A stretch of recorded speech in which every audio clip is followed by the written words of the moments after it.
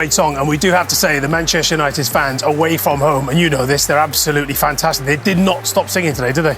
No, they're incredible. Obviously, they've experienced it for many years, and I think they're the best. Yeah, they're amazing. First of all, let's talk about Aiden Heaven, because so unfortunate. I mean, how composed did he look?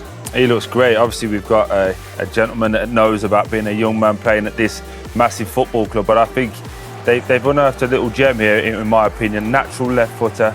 They're so confident. Look, they're just showing there. They're building out from the back down his side. That's a testimony to him, but he's never phased. Look at this composure.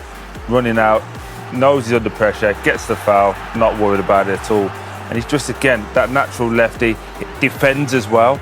As you can see, Daka's not slow by any stretch, but look at this composure. Gets up. There you go. Let's go out and play. No rush, no panic. But I like this as well, Wayne. Just coming out here on his left-hand side. He's looking for something, not what he wants on. So what do you do? Normally you turn back and panic. No, goes past, still positive, driving forward, gets the foul for his team. And this is the best clip out of them all, in my opinion. For any young defender watching or any parent watching, look, he passes the ball, doesn't stand there and admires, gets back, like all defenders should, thinking, what if something goes bad? It happens to go bad in this situation, but look who's there. Great block there, gets up, block again, number 2, but look, no pumping fists, no screaming to the fans, just does his job. And unfortunately, in this situation, clears the ball well, and unfortunately leaves on a stretcher, but we have heard that he's walking out in a boot, which is great to hear. Only his first Premier League start. For me, he's going to have a massive future. Yeah, so comfortable on the ball. And Wayne, you know, any player who pulls on the Manchester United jersey is under pressure, but especially when you're a young player and you know all about that.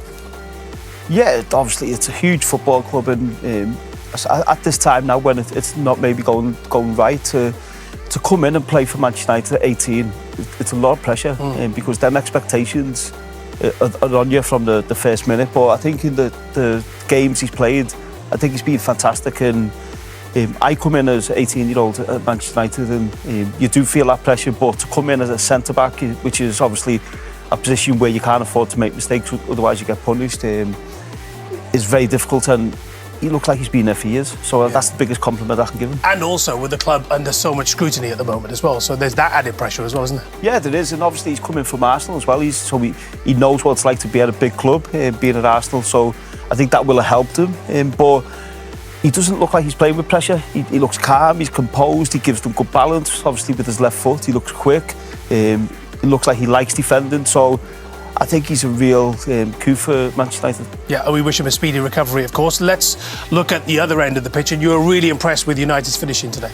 Yeah, I was. I thought the finishing was better today. I think I'm really pleased for Højlund in particular, because again, his movement has been really good over the last few weeks, and he just hasn't had that bit of luck. But I think the defender, of course, Faz can do better, but on his weak foot, he gets it, he's positive, he drives forward, he has a look to see if there's anyone in the box. He takes the option of shooting on his weak foot, and it's a fantastic finish. But I love this, the work rate from Garnacho, from Ugarte. Just in general, I think this is the way Amorim wants his team to play, and they're putting the effort in to get back. And this is as big as scoring a goal, so I really like the work effort from Manchester United today. But again here, Højlund driving forward, gives it to Garnacho, cuts inside. Good finish, unfortunately it's just offside, but he goes again, they keep playing. Bruno again, who was at the heart of everything, gets the ball through to Garnacho, and no thought about finishing. It's a first time, it's a really good finish. So again, for the two that haven't scored for a long time, really pleased that they've got off the mark today. And then again here, this is fantastic. Yeah, and then just obviously as he pulls there, I just wanted to ask you, Wayne, how hard is it to stand still? Because most people in football run. You see here, Fernandes makes this. It's a great ball for Delap, but because he stands, I've seen you do this many a time. I just wanted to explain to myself and to everybody watching, just how hard is it just to stand there? Well, obviously Bruno's scanning, so he sees Dalot obviously run down the right, and then what he's done, he's allowed the Leicester defenders to run back towards the goal, and then he just puts the brakes on, he slows himself right down, gets himself in a whole lot of space. Dalot obviously cuts it back. It's a great cutback. And then Bruno, because he's slowed himself down, he can compose himself, and it's a first-time finish, and it's a fantastic finish. But I think with Bruno, I think again 2 assists today, another goal. He's the heart of everything Manchester United do. Obviously, we're seeing that week in, week out.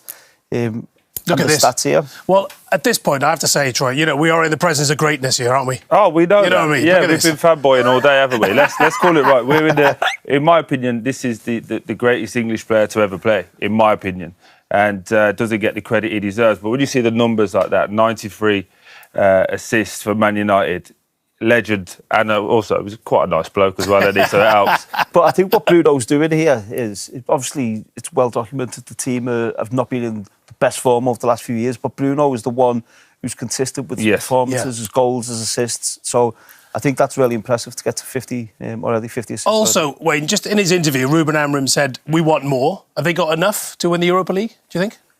Yeah, I think they have. I think they can take a lot of confidence, obviously, from going through on Thursday and today's win. Now they've got an international break.